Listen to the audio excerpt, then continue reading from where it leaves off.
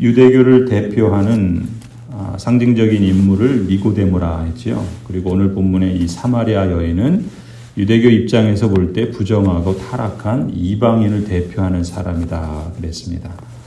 니고데모처럼 아무리 경건하고 정통 유대인이라 할지라도 하나님의 언약 백성이라 자부하는 사람이라 할지라도 오직 사람은 예수 그리스도를 통해서 은혜로만 구원을 얻을 수 있지요.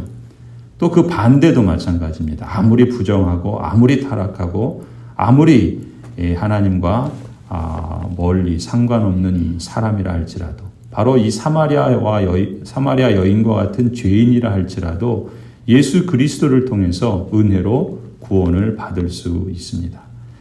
이 오늘 본문에서는 당시에 이 유대인과 사마리아인 사이에서 벌어졌던 정통성 논쟁을 우리가 엿볼 수 있어요. 이 모세의 시내산 언약의 정통 후계자가 누구냐라는 논쟁이 당시에 있었습니다. 이 정통성 논쟁의 핵심은 한마디로 말하면 과연 누가 모세 언약을 이어받은 진정한 하나님의 언약 백성이냐라는 질문이었습니다. 그래서 남유다를 대표하는 유대인과 북이스라엘을 대표하는 사마리아인은 각각 자신들이야말로 모세 언약을 이은 정통성이 있는 사람들이다라고 주장한 거예요. 그래서 20절에 보면 이 사마리아 여인이 뜬금없이 그런 말을 하죠. 사실 이 여인은 화제를 돌리고 싶었던 거예요.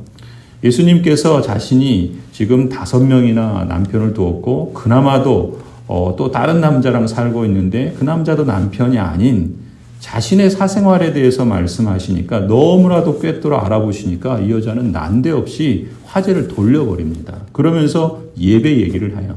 말하자면 일상적인 삶의 문제를 더 이상 말하고 싶지 않은 거예요. 그저 영적이고 뭔가 종교적인 것으로 돌리고 싶었던 겁니다. 아무튼 그런데 예수님께서 이제 그 대화가 진행이 되는데 20절에 보면 이 사마리아 여인이 사실은 이 유대인과 이 사마리아인 사이에 있었던 당시의 정통성에 대한 그 문제, 그런 배경에서 이런 말을 하는 거예요. 20절에 보시면 우리 조상은 이 산에서 예배를 드렸는데 선생님네 사람들은 예배 드려야 할 곳이 예루살렘에 있다고 합니다.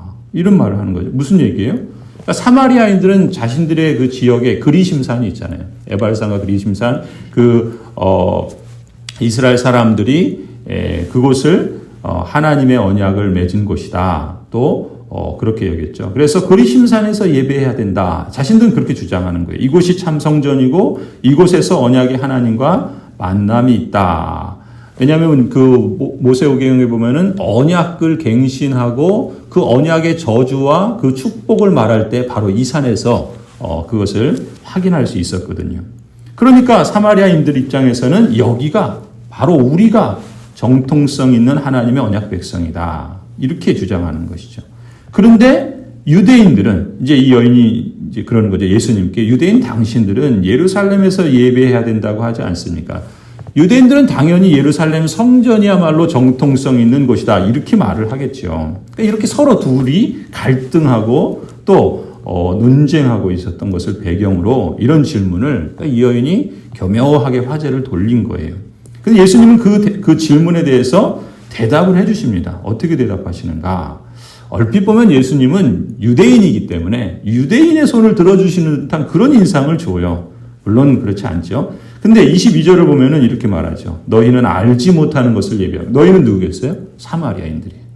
우리는 누구겠어요? 유대인들이에요. 우리는 우리가 아는 분을 예배한다. 구원은 유대 사람들에게서 나기 때문이다. 그러니까 이 말만 보면 얼핏 보면은 마치 예수님께서 유대인이 시내산 언약의 정통성을 가진 후계자다라고 말씀하시는 것처럼 들려요. 근데 그것은 바른 해석은 아니죠. 왜냐하면 예수님께서는 지금 이 논쟁이 아무런 의미가 없다라는 것을 덧붙여서 말씀하세요. 그게 이제 21절부터 24절이 그 얘기인데 21절을 보시면 예수께서 말씀하셨다. 여자여, 내 말을 믿어라. 너희가 아버지께 이 산에서 예배를 드려야 한다거나 예루살렘에서 예배를 드려야 한다거나 하지 않을 때가 올 것이다. 이렇게 말씀하죠. 그러면서 이제 23절에 참되게 예배를 드리는 사람들이 영과 진리로 아버지께 예배를 드릴 때가 온다. 지금이 바로 그때다. 아버지께서는 이렇게 예배를 드리는 사람들을 찾으신다. 하나님은 영이시다. 그러므로 하나님께 예배를 드리는 사람은 영과 진리로 예배를 드려야 한다. 예수님의 말씀은 뭡니까? 참되게 예배를 드리는 사람들에 대해서 지금 말씀하시는 거예요. 그럼 참된 예배는 뭐냐는 거죠. 그리심산에서 예배하는 거냐? 예루살렘 성전에서 예배하는 거냐? 아니라는 거예요. 예배를 드리는 사람의 혈통, 그 사람이 사마리아인이냐 유대인이냐 그게 아니라는 거예요. 예배를 드리는 장소, 그게 그리심산이냐 그게 예루살렘 성전이냐 아니라는 거예요. 혈통이든 장소든 외적인 요인들이 중요한 것이 아니라는 거예요. 뭐에 있어서요? 참된 예배에 있어서. 중요한 것은 무엇인가? 예배를 드리는 사람의 영적인 거듭남이에요. 예배를 드리는 대상이 누구냐는 거예요. 그리심산이냐, 예루살렘이냐, 말하자면 산에서 산기도 하느냐, 예배당에서 성전에서 예배하냐, 그게 중요한 게 아니에요. 성령과 진리 가운데 예배를 드리느냐, 이게 중요한 거예요. 예배를 드리는 대상이 누구냐? 자기를 위해서 예배를 하느냐, 진정 하나님을 예배하느냐, 이런 내적인 요인들을 참된 예배의 중요한 요소라고 예수님 말씀하시는 거죠. 그런데 이렇게 참되게 예배를 드리는 사람들이 영과 진리로 아버지께 예배를 드릴 때가 온다. 이 말씀에 다 들어있어요. 영과 진리로 아버지께 예배를 드릴 때 그때가 온다. 여기서 여러분 진리라는 말, 영과 진리라고 할 때 이 진리라는 그 원어의 단어는 그림자가 아니라 실체라는 뜻을 갖고 있어요. 그러니까 실체로 예배를 드리게 된다는 거예요. 무슨 얘기입니까? 사실 사도 요한은 지금 이 성경을 쓸 때는 주후 1세기 후반이에요. 이 당시는 그리스 로마의 그 로마 제국에 있었고 이 로마 제국의 문화는 그리스 철학에 상당한 영향을 받고 있었고 그래서 사도 요한은 이 요한 복음을 쓸 때 처음에 어떻게 시작합니까? 태초에 말씀이 계셨다. 그 말씀이 하나님과 함께 계셨다. 그 말씀이 하나님을 이렇게 시작하죠. 다른 마태, 마가, 누가복음과 같은 식으로 시작을 안 해요. 왜냐하면 당시 사회는 그리스 로마의 그 철학과 문화가 팽배한 사회였어요. 그래서 당시 사람들에게는 그냥 상식적으로 알고 있었던 그런 사상들이 있었는데 그게 뭐냐면 이 세상은 그림자라는 거예요. 실체는 천상에 있는데 그 실체를 반영한 그림자가 바로 이 세상이라는 거예요. 그런 점에서 그 말씀이라는 단어가 로고스라는 단어예요. 그게 참 진리라는 거예요. 그리고 오늘 본문의 진리라는 단어가 이게 그림자가 아니라 실체라는 단어예요. 그러니까 사람들은 이 세상이 천상에 있는 실체의 그림자에 불과하다 이렇게 생각을 했고 또 사도 요한은 그런 시대적인 배경 하에서 이 요한복음을 당시의 사람들에게 증거하고 있는데 그런 당시의 시대상을 반영한 모습이에요. 무슨 얘기인가? 예루살렘 성전에서 예배하는 것이나 그리심산에서 예배하는 것이나 그것은 실체가 아니라 그림자라는 거예요. 그러면 실체로 예배할 때가 있다는 거죠. 참되게 예배하는 때가 오면 그림자가 아니라 실체를 보고 예배할 때가 온다라는 거예요. 그 실체가 누구겠어요? 바로 예수 그리스도라는 거예요. 예루살렘 성전의 제사, 또 그리심산에서 그들이 드리는 제사, 그건 다 뭐예요? 오실 메시아 그리스도를 소망하고 바라보면서 드리는 예배였잖아요. 그 실체가 바로 예수 그리스도라는 거예요. 그 그리스도께서 오셨다라는 거예요. 그 실체가 바로 예수 그리스도이시며 그리스도는 바로 성령을 부어주시고 진리가 되시는 그 실체예요. 그래서 성령과 진리 안에서 드리는 예배 이렇게 말하는 거예요. 이제 예수 그리스도의 오심으로 인해서 성령과 진리 안에서 드리는 실체 예배, 말하자면 하나님을 실제적으로 알면서 드리는 참된 예배의 시대가 예수 그리스도를 통해서 열렸다는 거예요. 예수님은 지금 이 사마리아 여인에게 그리고 유대인들인 제자들에게 이 사실을 증거하고 계시는 거예요. 그러니까 여기에 비하면 예루살렘에서 드리는 성전 제사나 그리심산에서 드리는 제사는 그림자로서 실체를 기다리고 반영하는 것에 불과했던 것이죠. 그런데 그 그림자를 붙잡고 우리가 정통성이 있다. 우리가 진짜 하나님의 언약 백성이다. 이렇게 다투고 싸우고 있다면 다 헛짓거리 하고 있는 거겠죠. 지금 그거를 예수님께서 일깨워 주시는 거예요. 하나님께서는 더 이상 예루살렘 성전에서 예배하는 자나 제사 드리는 자나 그리심산에서 제사 드리는 자를 찾는 것이 아니라 실체이신 예수 그리스도를 통해서 성령과 진리 안에서 하나님 아버지께 참되게 예배드리는 사람들을 찾으신다. 그리고 그때가 바로 지금이다. 지금이라는 건 뭐예요? 예수 그리스도께서 지금 그 여인과 함께 있잖아요. 예수 그리스도께서 이 땅에 성육신하시고 또 예수 그리스도께서 말씀과 여러 가지 사역을 통해서 하나님의 나라를 보여주시고 하나님의 나라가 이미 임했다라는 것을 현시하시고 그리고 궁극적으로는 십자가의 죽음을 통해서 그리고 부활의 능력을 통해서 바로 그 실체를 보여주시고 성취하시고 완성해 가신단 말이죠. 그러므로 더 이상 유대교가 정통인지 아니면 사마리아교가 정통인지 의미가 없다는 거예요. 그저 둘 사이에 비교를 하자면 그래도 유대교가 좀 정통이지만 그런 의미예요. 그나마도 이제는 아무 소용이 없다. 이런 말씀이신 거죠. 그래서 우리가 요한복음 2장부터 4장을 지금 쭉 연결해서 봤죠. 예루살렘 성전에서 사람들 내쫓으시죠. 그건 뭐예요? 예루살렘 성전이 무너질 것을 지금 말씀하시는 거잖아요. 그것을 지금 보여주시는 거예요. 예수 그리스도께서 성전 제사를 완성하시는 분이시다. 예수 그리스도께서 누구신가? 바로 성령을 통해서 하나님께서 자기 백성 가운데 내주하게 하시는 분이시다. 로고스, 즉 진리의 실체이신 예수 그리스도를 통해서 참된 예배의 대상이신 하나님과 만나고 하나님을 알아가고 하나님을 사랑하고 하나님을 높이고 경외하며 하나님의 뜻에 순종하며 참되게 예배하는 시대가 열렸다. 이렇게 참되게 예배하는 때가 바로 지금이다. 그렇기 때문에 예수님께서는 유대교의 대표자인 니고데모도 오직 십자가의 은혜로 구원을 받을 수 있고 부정하고 타락한 죄인인 사마리아 여인도 그렇잖아요. 이 여인의 입장에서는 지금 갈급함이 있는 거예요. 지금 우물에 낮에 대낮에 보통 사람들이 왕래하지 않은 대낮에 우물을 기르러 온 건 뭡니까?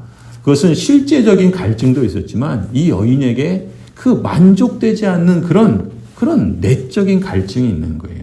그런데 그런 채워지지 않는 여인의 삶에 진정한 마르지 않는 샘물 바로 그분이 성령이시죠. 예수 그리스도께서 부어주시는 그 성령을 예수님의 은혜를 통해서 이와 같은 죄인과 같은 여인도 힘입어 구원받을 수 있다. 이걸 지금 말씀해 주시는 거예요. 그러니까 구원은 오직 은혜로만 얻을 수 있는 것이죠. 그래서 2장에서 4장까지 사도 요한은 이렇게 예수님이야말로 유대교를 능가하고 대체하시는 분이시다. 사람 자신의 어떤 내적인 힘이나 능력이나 아무리 혈통적으로나 또 사회적으로나 또 세상적으로 능력이 있고 그걸 동원해도 스스로 구원할 수 없다. 이게 니고데모가 말해주는 거잖아요. 또 아무리 죄인이고 그래서 자신의 삶의 만족을 찾을 수 없는 그런 갈급한 심령도 예수 그리스도를 통해서라면 영원히 마르지 않는 생수를 얻을 수 있고 영생을 얻을 수 있으며 구원받을 수 있다. 이걸 지금 우리에게 말씀하고 있는 것이죠. 이처럼 위에서 오시는 하나님의 초월에서 오시는 예수 그리스도께서 이 세상에 없던 이 세상으로는 불가능한 그런 구원을 이루어 주신 것이죠. 오직 예수 그리스도를 믿음으로 성령을 받고 하나님을 알아서 영생을 얻을 수 있는 겁니다. 하나님 아버지께서는 이렇게 참되게 예배를 드리는 사람을 찾으시는 거예요. 그러니까 참되게 예배를 드리는 사람들이란 어떤 사람들입니까? 성령과 진리로 아버지께 예배를 드리는 사람들이에요. 이렇게 예배를 드리는 사람들을 찾으시는 때 바로 지금이 영과 진리로 참되게 예배를 드릴 수 있는 때이죠. 성도 여러분, 우리가 누구인가라는 사실을 우리는 늘 잊지 말아야 하겠습니다. 우리가 누구입니까? 지금 유대인이나 사마리아인들이 자신들이 하나님의 백성이라고 그렇게 서로 경쟁하고 싸우고 있었지만 그들은 실체를 만나지 못했던 거예요. 기다리고 있었던 거죠. 그런데 우리는 누구예요? 그 실체를 만나고 그 실체를 소유한 사람들이라는 거예요. 그 실체를 가진 사람들, 성령으로 거듭난 사람들이 바로 성도잖아요. 그런 성도로서 우리는 영이신 하나님께 참되게 예배할 수 있는 사람으로 받아들여졌다는 거죠. 또 진리이신 예수 그리스도, 진리가 무엇인지를 우리가 아는 사람들이 된 거잖아요.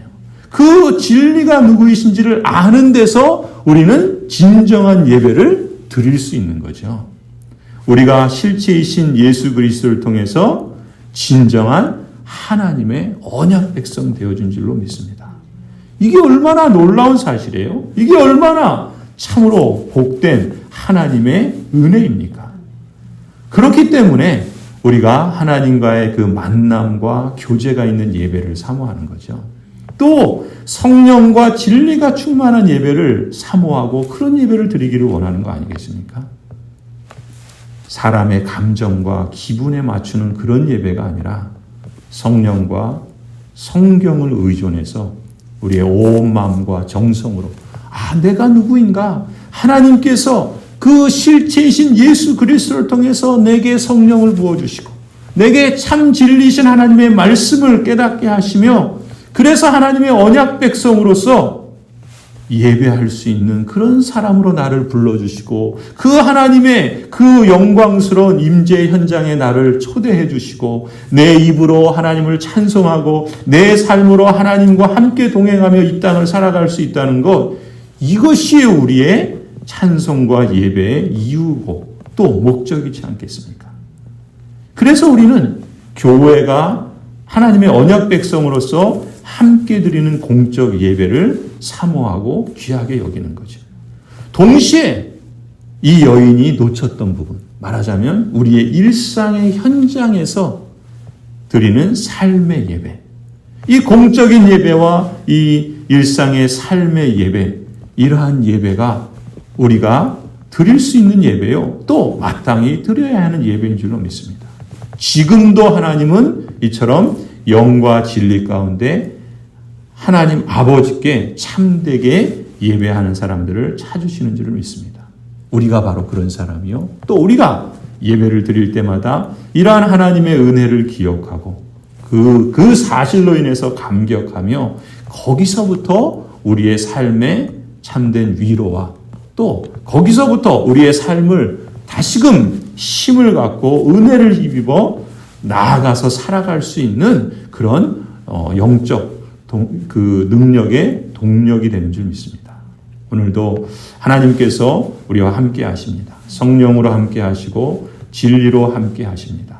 우리가 하나님을 참되게 예배하는 자로서 공적인 예배와 또 일상의 삶의 예배를 참되게 드리는 그러한 여정이 되기를 간절히 축원합니다.